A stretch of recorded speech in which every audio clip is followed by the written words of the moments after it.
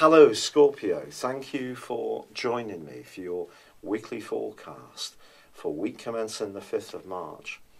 Last week's full moon continues to be very omnipresent, and in the first 2 days of this week the Sun continues to be alongside Neptune. Now this can take the edge off your physical vitality a little bit, but it could also make you very compassionate if you encounter someone who's perhaps going through a bit of a tough time. It could be a friend that you find yourself supporting. But the overall meaning of this full moon does ask you to balance the desires you have as an individual about how that fits together with your more collective interactions. If something's a bit out of kilter, for example, your friends seem to come before yourself, or your personal plans and projects mean that you rarely meet up and socialise with people, then something may need to be adjusted. But the practicalities of life also come much more sharply into focus this week, as both Mercury and Venus move into your sector of everyday organisation, of work and health. You may be asked to be a little bit more compromising and support others in some way. There's also a link between Mars, your traditional ruler, and Uranus, which suggests there could be an opportunity to earn extra money in a completely new setting. You have a real appreciation of innovation because Uranus is actually exalted in your zodiac sign, and that even though you're someone who tends to like a certain degree of familiarity, don't necessarily change easily, this could be an opportunity this week to actually take a leap into the unknown in a way which actually can be really refreshing for you.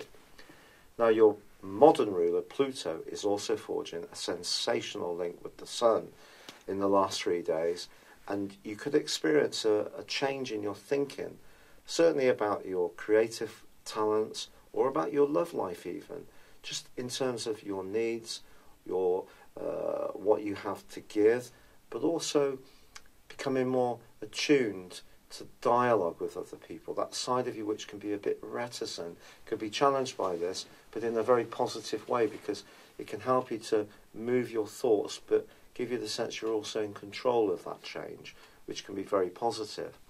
Saturn, however, does clash with both Venus and Mercury as this week draws to a close. I think the inference here is that when Mercury and Venus are together, they're quite jolly, so it's possible that you could be getting on pretty well with someone you work with, meet at a gym or so forth.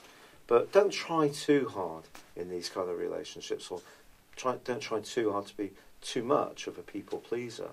Now, Jupiter in your sign, the planet of fortune, back with you for the first time in 12 years, late last year in November, that goes into a retrograde on Friday, which will last for 4 months. This might see something that's been important to you since that time just losing a bit of momentum, or ironically, something you've really wanted to grapple with, which just haven't, for whatever reason, been able to do so. You can now start to do so in a more meaningful way. I just think with Jupiter, it's all about not taking things for granted. Jupiter can kid us into thinking everything will work out perfectly without too much effort on our part.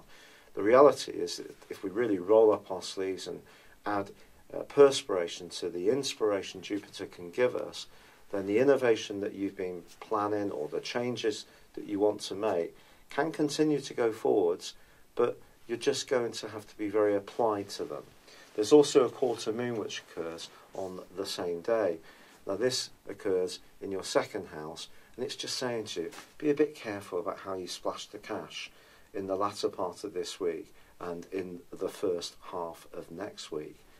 But the Sun continues to be in a glorious part of your horoscope, and this can be a time when there could be some romantic mood music, either in what you desire from life, or it could be you have an opportunity to tune in more attentively and more sensitively to the needs of someone you're involved with.